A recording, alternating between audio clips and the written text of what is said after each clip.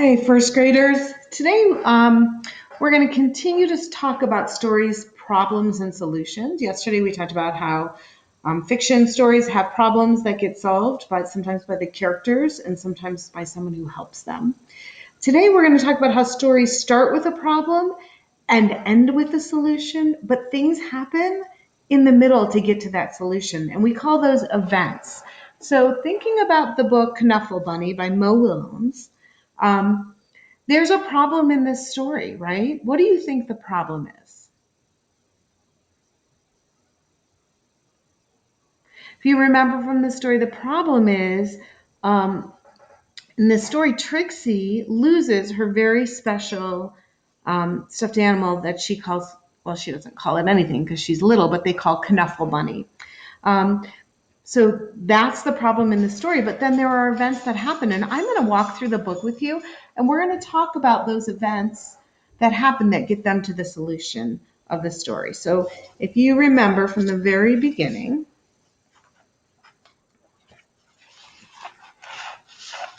Trixie and her dad go to the laundromat to do laundry, and they leave, and Trixie realized something.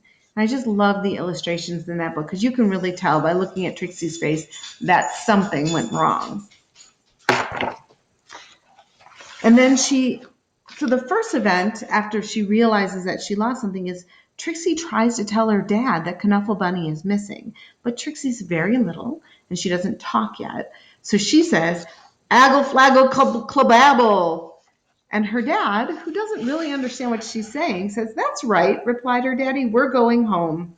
And if you see her face, she is not happy with how he replied. So that's the first event, that Trixie tries to tell Daddy that Knuffle Bunny is missing. Well, then they get home and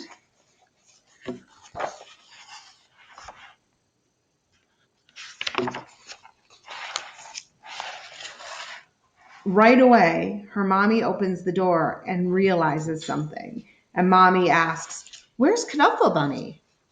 And look at this picture over here with Trixie's face. I just love it. She's sort of like rolling her eyes and being like, "I tried to tell him." So that's the next event, that mommy notices that Knuffle Bunny is gone. And then the event after that is the family runs through the city to go back to the laundromat in hopes of finding Knuffle Bunny. And after that, Trixie's daddy and mommy look for Knuffle Bunny. And it says, Trixie's daddy looked for Knuffle Bunny and looked and looked and looked. But Knuffle Bunny was nowhere to be found. Look at how sad Trixie looks. But of course, Mo Willems wouldn't leave us hanging. So Trixie's dad decided to look harder until they found Knuffle Bunny, who ended up being in the washer with the rest of their clothes. And he opens it up. Look at how Mo Willems added the details of the water on the ground. And of course, there's Trixie, super excited that her problem got solved. And in this case, Trixie had help solving her problem because as a little girl, like a toddler, she wouldn't be able to solve that problem on her own. So let's walk through together the ideas in that story again. We know it starts with the problem that Trixie lost Knuffle Bunny, right? And then here are the events. Event number 1. Trixie tries to tell Daddy about Knuffle Bunny. Event number 2. Mommy notices Knuffle Bunny is missing. Event number 3. They run back to the laundromat. Event number 4. Mommy and Daddy look for Knuffle Bunny. And then the solution to the problem is Daddy finds Knuffle Bunny.